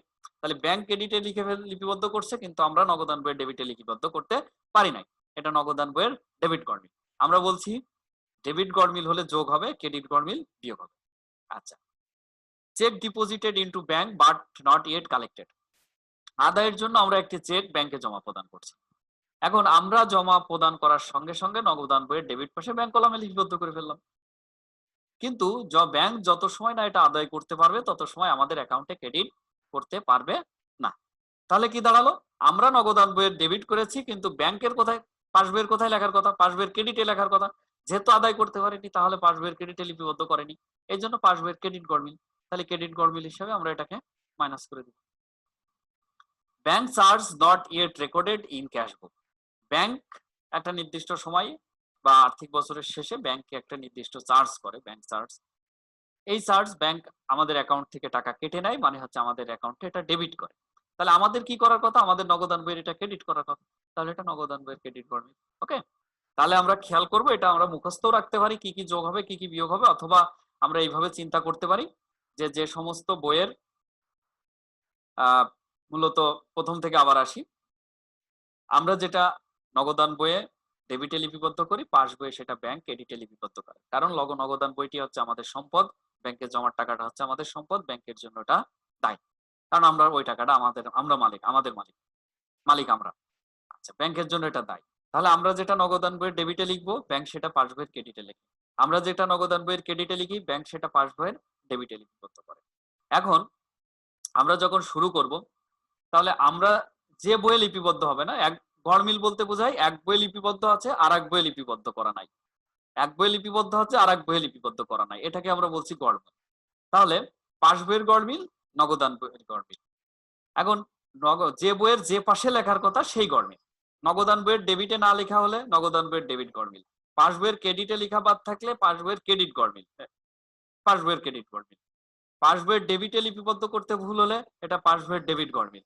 নগদান বইয়ের ক্রেডিটে লিপিবদ্ধ করতে ভুল হলে নগদান বইয়ের ক্রেডিট গড়মিল। তাহলে নগদান বইয়ের দুই ধরনের গড়মিল হবে, নগদান বইয়ের ডেবিট গড়মিল, নগদান বইয়ের ক্রেডিট গড়মিল। পাস বইয়ের ডেবিট গড়মিল পাস বইয়ের ক্রেডিট করবে। ওকে, এখন যখন আমরা অঙ্ক করব, রিকনসিলিয়েশন স্টেটমেন্ট যখন তৈরি করব, তখন আমরা দেখব যে bank balance as per cash book এটা ডেবিট জের না ক্রেডিট। যদি ডেবিট জের হয়ে থাকে তাহলে আমরা উভয় বইয়ের ডেবিট গড়মিল গুলো আমরা যোগ করব। যোগ হবে কি, নগদান বইয়ের ডেবিট গড়মিল এবং পাস বইয়ের ডেবিট গড়মিল। বিয়োগ করব কি, নগদান বইয়ের ক্রেডিট গড়মিল, পাস বইয়ের ক্রেডিট গড়মিল বিয়োগ করব। তাহলে ডেবিট জেরের সাথে ডেবিট গড়মিল যোগ ক্রেডিট গড়মিল বিয়োগ করার পরে যেটা আসবে সেটা হচ্ছে bank balance as per pass. Okay, তো আমরা দুটি, এইটি এবং এর পরবর্তীতে আমরা দুটি প্রবলেম দেখব, দেখে মূলত আজকের সেশন আমাদের শেষ হবে। বলছে the following transaction related NGO Caritas Bangladesh Phultala branch Khulna. হ্যাঁ, কারিতাস বাংলাদেশ একটি এনজিও, তার ফুলতলা ব্রাঞ্চের কিছু লেনদেন এখানে বলা আছে। বলছে ক্যাশ ব্যালেন্স 40,000 টাকা, ব্যাংক ব্যালেন্স হচ্ছে 5 লাখ টাকা, এটা হচ্ছে ওপেনিং ব্যালেন্স বিডি। বলছে ডোনেশন রিসিভ থ্রো চেক, চেকের মাধ্যমে ডোনেশন প্রাপ্ত হয়েছে 3 লক্ষ টাকা, পুট ইনটু ব্যাংক, যেটা ব্যাংকে জমা দেওয়া হয়েছে। Collection from rural micro credit loan, গ্রামীণ মাইক্রো ক্ষুদ্র ঋণ থেকে 30,000 টাকা কালেকশন হয়েছে, আদায় হয়েছে। ডিসবার্সমেন্ট অফ, ডিসবার্সমেন্ট হচ্ছে বন্টন, disbursement of urban micro credit loan 2 লক্ষ টাকা অন চেক, চেকের মাধ্যমে আরবান মাইক্রো ক্রেডিট লোন পরিশোধ করা হয়েছে, মানে বিতরণ করা হয়েছে। Purchase of furniture through cheque, চেকের মাধ্যমে ফার্নিচার ক্রয় করা হয়েছে 1 লক্ষ টাকা। স্যালারিজ পেইড অফ স্টাফ টাকা 20,000 টাকা স্যালারি পরিশোধ করা হয়েছে। ওয়ার্কশপ এক্সপেন্স পেইড টাকা হচ্ছে 16,000, ওয়ার্কশপের জন্য খরচ হয়েছে 16,000 টাকা। সেল অফ পাসবুক, পাসবুক বিক্রয় করা হয়েছে 500 টাকা। Office rent paid next 4 month, পরবর্তী 4 মাসের জন্য ভাড়া পরিশোধ করা হয়েছে 20,000 টাকা। ল অ্যাডভাইজার ফিস পরিশোধ করা হয়েছে 2500 টাকা। লাঞ্চ অ্যালাউন্স হচ্ছে 4,000 টাকা পরিশোধ করা হয়েছে। ডাবল কলামে একটি ক্যাশ বুক প্রস্তুত করতে বলা হলো। তো আমরা দেখি কোথায় কোনটি যাবে। কোথায় যাবে, প্রথমে ব্যালেন্স বিডি হিসাবে ক্যাশ বইয়ের উদ্বৃত্ত হিসাবে 40,000 টাকা নগদ কলামে এবং ব্যাংকের উদ্বৃত্ত হিসাবে 5 লাখ টাকা ব্যাংক কলামে। তাহলে ব্যালেন্স বিডি হিসাবে 40,000 টাকা নগদ কলামে, ব্যাংক কলামে 5 লাখ টাকা অন্তর্ভুক্ত করা হলো। ওকে, ডোনেশন রিসিপ্ট, চেকের মাধ্যমে ডোনেশন রিসিভ করা হয়েছে এবং এটা ব্যাংকে জমা দেওয়া হয়েছে 3 লাখ টাকা। তাহলে এটা নগদ প্রাপ্তি, এটা এক ধরনের প্রাপ্তি বা চেক প্রাপ্তি, নগদ প্রাপ্তি একই কথা। নগদ প্রাপ্তি হলে ডেবিটে অন্তর্ভুক্ত হবে, তাহলে ডোনেশন দিয়ে 3 লক্ষ টাকা আমরা ব্যাংক কলামে অন্তর্ভুক্ত করলাম। ওকে, আচ্ছা, collection of rural micro credit অর্থাৎ গ্রামীণ মাইক্রো ক্রেডিটের টাকা কালেক্ট করা হয়েছে, আদায় করা হয়েছে 30,000 টাকা, তাহলে এটা নগদ প্রাপ্তি, ডেবিট পাশে নগদের ঘরে অন্তর্ভুক্ত হবে। রুরাল মাইক্রো ক্রেডিট লোন 30,000 টাকা। Okay, disbursement of urban micro credit loan, শহরের মাইক্রো ক্রেডিট লোন বন্টন করা হয়েছে 2 লক্ষ টাকা। তাহলে এটা চেকের মাধ্যমে পরিশোধ, আমরা জানি নগদান বইয়ের ক্রেডিট পাশে ব্যাংক কলামে লিপিবদ্ধ করতে হয়, তাহলে আরবান মাইক্রো ক্রেডিট লোন 2 লক্ষ টাকা ব্যাংক কলামে। ওকে, পারচেজ অফ ফার্নিচার, চেকের মাধ্যমে ফার্নিচার করা হয়, তার মানে চেকের মাধ্যমে পরিশোধ, furniture account debit, bank credit, এটা নগদান বইয়ের ক্রেডিট পাশে ব্যাংক কলামে লিপিবদ্ধ করতে হবে, তাহলে ফার্নিচার 1 লক্ষ টাকা। ঠিক আছে, আচ্ছা, তারপর বলছে স্যালারি পেইড, বেতন প্রদান করছে, নগদ বা ব্যাংক বলে কোনো কথা উল্লেখ নাই, ফলে এটাকে নগদ হিসাবে গণ্য করে 20,000 টাকা নগদের ভিতরে অন্তর্ভুক্ত করব ক্রেডিট পাশে। একইভাবে ওয়ার্কশপ এক্সপেন্স ক্রেডিট পাশে নগদের ঘরে। সেলস অফ পাসবুক 500 টাকা, এটা হচ্ছে ডেবিট পাশে নগদের ঘরে 500 টাকা। হ্যাঁ, ইনকাম। এরপরে বলছে office rent paid for next 4 month, ভাড়া প্রদান নগদে, তাহলে প্রিপেড রেন্ট 20,000 টাকা। এরপর বলছে ল অ্যাডভাইজারি ফিস, আইনি সেবা বাবদ, পরামর্শ বাবদ 2500 টাকা প্রদান করা হয়েছে সম্মানী, তাহলে ল চার্জ 2500 টাকা আইনি খরচ। তারপর হচ্ছে লাঞ্চ অ্যালাউন্স 4,000 টাকা, লাঞ্চ এক্সপেন্স, লাঞ্চ অ্যালাউন্স 4,000 টাকা, 40,000 হয়ে গেছে, সরি, এটা ঠিক করে দিই।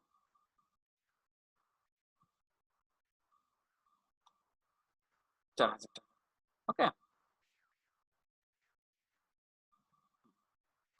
লাঞ্চ অ্যালাউন্স 4,000 টাকা। তার পরবর্তীতে কি করতে হবে, আমাদের ডেবিট ব্যালেন্স বা ক্রেডিট ব্যালেন্স নির্ণয় করতে হবে। এখন এই ব্যালেন্স নির্ণয় করার সময় আমাদেরকে খেয়াল করতে হবে সেটা হচ্ছে নগদ প্রাপ্তি কখনোই নগদ পরিশোধ বেশি হতে, নগদ প্রাপ্তি অপেক্ষা কখনোই নগদ পরিশোধ বেশি হতে পারে না। নগদান জেরের নগদ কলামের এই যে নগদ কলামটা আছে এই ক্ষেত্রে ক্রেডিট ব্যালেন্স হওয়ার কোনো সুযোগ নাই, বড়জোর শূন্য ব্যালেন্স হতে পারে, কারণ কখনোই পকেটে যে টাকা আছে তার থেকে বেশি কেউ পরিশোধ করতে পারে না। এই জন্য নগদ কলামে সর্বদা ডেবিট ব্যালেন্স হবে। এই জন্য ডেবিট ক্যাশের ডেবিট পাশটা যোগ করে ক্রেডিট পাশটা বিয়োগ করে দিলে আমরা ব্যালেন্সটা পেয়ে যাব, ব্যালেন্স শিটটা আমরা পেয়ে যাব। তাহলে কি করতে হবে, ক্যাশটা হচ্ছে প্রথমে ডেবিট পাশ যোগ করতে হবে, তারপরে ক্রেডিট আইটেম গুলো বিয়োগ করতে হবে, করার পরে যেটা থাকবে এখানে ৮০০০ টাকা উদ্বৃত্ত দেখাচ্ছে, ব্যালেন্স শিটই থাকবে। ওকে। আর ব্যাংকের ক্ষেত্রে উভয়টি হতে পারে, ডেবিট ব্যালেন্স হতে পারে ক্রেডিট ব্যালেন্স হতে পারে। এক্ষেত্রে আমাদেরকে একটু সতর্ক হয়ে দুই পাশটা একটু দেখে নিতে হবে কোন পাশটা বড়।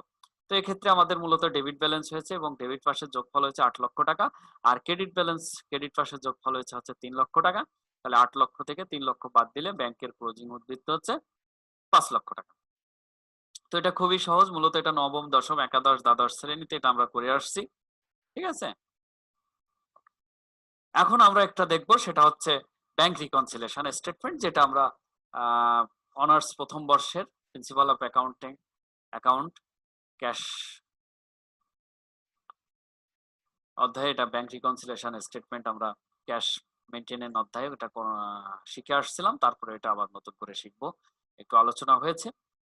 তো বলছে the following particulars are collected from the books of NGO Jagorani Chakra Foundation at Bogura বয়রা বাজার ব্রাঞ্চ অ্যাজ অন 30 জুন 2014। 2014 সালে 30 জুন তারিখে কিছু বলা আছে।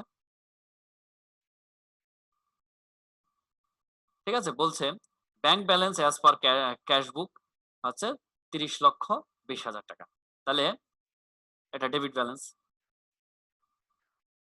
ক্যাশ বুক অনুসারে ব্যাংক ব্যালেন্স দেখা যাচ্ছে 30,20,000 টাকা। Two cheque issues but not present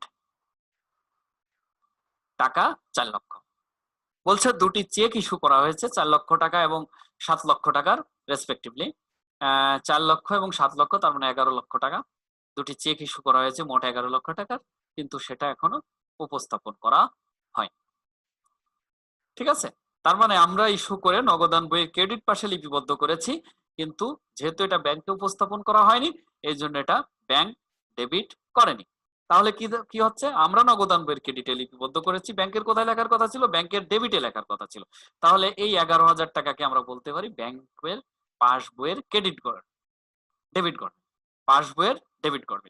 আমরা চেক ইস্যু করে নগদান বইয়ের ক্রেডিটে লিপিবদ্ধ করি, তাহলে ব্যাংকে এটা উপস্থাপিত হওয়ার পরে ব্যাংক এটা ডেবিট করবে, কিন্তু ব্যাংকে যেহেতু উপস্থাপন করা হয়নি ফলে ব্যাংক ডেবিট করেনি, ফলে এটা ব্যাংকের ডেবিট করেনি। ওকে। আচ্ছা, interest on deposit not recorded in cash বুক 60,900 টাকা ব্যাংক ইন্টারেস্ট প্রদান করছে আমাদের জমাকৃত টাকার উপরে, কিন্তু আমরা এটা লিপিবদ্ধ করি নাই। তাহলে ব্যাংক মঞ্জুরিকৃত সুদ নগদান বইয়ের ডেবিট দিকে লিপিবদ্ধ করতে হয়, এটা ব্যাংক ক্রেডিট করে পাস বইয়ে, আমরা ব্যাংকের ডেবিটে লিখবো, তাহলে এটা নগদান বইয়ের ডেবিট গড়মিল। ওকে, তাহলে এটা পাস বইয়ের ডেবিট গড়মিল, এটা নগদান বইয়ের ডেবিট গড়মিল।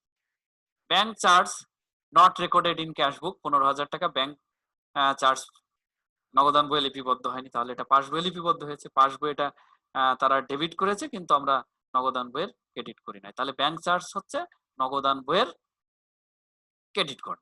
তাহলে আমরা তিনটা জিনিস পেলাম, এই চেক ইস্যু এটি হচ্ছে নগদান বইয়ের ডেবিট, পাস বইয়ের ডেবিট গড়মিল, 60,900 টাকা এটা হচ্ছে নগদান বইয়ের ডেবিট গড়মিল, আর ব্যাংক চার্জ এটা হচ্ছে নগদান বইয়ের ক্রেডিট গড়। Collection by bank from debtors টাকা 4 লাখ, 4 লাখ টাকা ব্যাংক কালেক্ট করছে করে তারা ক্রেডিট করছে, আমরা নগদান বইয়ে ডেবিট করি না। ওকে, তাহলে এটা হবে কি নগদান বইয়ের ডেবিট গড়মিল। Two cheque deposited into bank দুইটা but not yet collected 8 lakh টাকা। 8 লাখ টাকা দুটি চেক আমরা আদায়ের জন্য ব্যাংকে জমা দিচ্ছি, ব্যাংক এটা আদায় করেনি। তাহলে যখন আমরা জমা প্রদান করছি তাহলে সেটা হচ্ছে নগদান বই আমরা ডিবিটে লিপিবদ্ধ করছি, ব্যাংক যেহেতু আদায় করেনি সেহেতু ব্যাংক ক্রেডিট পাস বইয়ে ক্রেডিট করেনি, তাহলে এটা হচ্ছে পাস বইয়ের ক্রেডিট কর। Notes payable paid by bank not recorded in cash book. Bank কর্তৃক 2,65,900 টাকা পরিশোধ করা হয়েছে, তার মানে ব্যাংক এটা ডেবিট করেছে, কিন্তু আমরা নগদান বইয়ে ক্রেডিট করি না। বলছে prepare a bank reconciliation statement on that date. তাহলে আমরা আবার আসি মূল কথায়। নগদান বই অনুসারে যে ব্যাংক উদ্বৃত্ত ডেবিট যে রেটি 30,20,000 টাকা, এটা নিয়ে আমাদেরকে শুরু করতে হবে। তাহলে bank balance as per cash বুক 30,20,000 টাকা, এটা আমাদের ডেবিট জের, এটা নিয়ে শুরু করলাম। এর সাথে যোগ হবে নগদান বইয়ের ডেবিট গড়মিল, পাস বইয়ের ডেবিট গড়মিল। ওকে, তাহলে নগদান বইয়ের ডেবিট গড়মিল আমরা আলোচনা করেছিলাম কোনগুলো আছে। বলছে যে 4, 8, 7, 11 লক্ষ টাকা, সেটা হচ্ছে cheque issues but not represent, যেটা হচ্ছে পাস বইয়ের ডেবিট করেনি, তার এটা হচ্ছে পাস বইয়ের ডেবিট গড়মিল। কালেকশন বাই ব্যাংক, ব্যাংক টাকা আদায় করছে ডেটরস এর কাছ থেকে, কিন্তু আমরা নগদান বইয়ে লিপিবদ্ধ করি না, এটা মূলত নগদান বইয়ের ডেবিট গড়মিল 4 লক্ষ টাকা। আর ব্যাংক জমাকৃত টাকার উপরে সুদ মঞ্জুর করছে, ব্যাংক ক্রেডিট করছে, কিন্তু আমরা ডেবিট করি না, এটা নগদান বইয়ের ডেবিট গড়মিল। ওকে, তাহলে এই হচ্ছে 15,60,900 টাকা হচ্ছে ডেবিট গড়মিল মোট। এখন লেস করব হচ্ছে কি, লেস করব হচ্ছে ক্রেডিট গড়মিল। Cheque deposited into bank but not yet collected, আমরা নগদান বইয়ের ডেবিট করেছি, কিন্তু ব্যাংক এটা ক্রেডিট করেনি, ফলে ব্যাংকের ক্রেডিট গড়মিল হিসাবে বিয়োগ হবে 8 লক্ষ টাকা। Notes payable paid by bank, bank notes পেয়াবেলের টাকা পরিশোধ করছে, কিন্তু আমরা এটা নগদান বইয়ের ক্রেডিট করি নাই, এই জন্য নোটস পেয়াবেল এটা হচ্ছে নগদান বইয়ের ক্রেডিট গড়মিল 2,65,900। এবং ব্যাংক চার্জ, তারা যেটা ডেবিট করছে ব্যাংকে, কিন্তু আমরা সেটা ক্রেডিট করি নাই 15,000 টাকা। এই হচ্ছে তাহলে cheque deposited but not collect, note payable by, এটা হচ্ছে পাস বইয়ের ক্রেডিট গড়মিল, এই দুটো হচ্ছে নগদান বইয়ের ক্রেডিট। মোট ক্রেডিট গড়মিল হলো 10,80,900। তাহলে 45,80,900 থেকে 10,80,900 বাদ দিলে 35,000 টাকা থাকে, এটা মূলত হচ্ছে 35 লক্ষ টাকা, এটা হচ্ছে bank balance as per pass. অর্থাৎ এই তারিখে ব্যাংক ব্যালেন্স দেখা যাচ্ছে 35,500, আর আমাদের নগদান বইয়ে দেখা যাচ্ছে 30,20,000। ঠিক আছে, এই এখন তোমাদের প্র্যাকটিসের জন্য আবারও বলছি, এম এ কালাম স্যারের অ্যাডভান্স অ্যাকাউন্টিং 2 বইটা বিগত সালের যে প্রশ্নগুলো আছে সেগুলো তোমরা একটু প্র্যাকটিস করো, সমস্যা যেখানে দেখবে এটা বারবার ডাউনলোড করে দেখার জন্য সুযোগ পাবে। ওকে, ধন্যবাদ, থ্যাঙ্কস টু অল। সবাই ভালো থাকো, সুস্থ থাকো, নিরাপদে থাকো, সবাইকে ধন্যবাদ বলে সবাইকে ধন্যবাদ জানিয়ে আজকের মতো অধিবেশন শেষ করছি। ধন্যবাদ সবাই।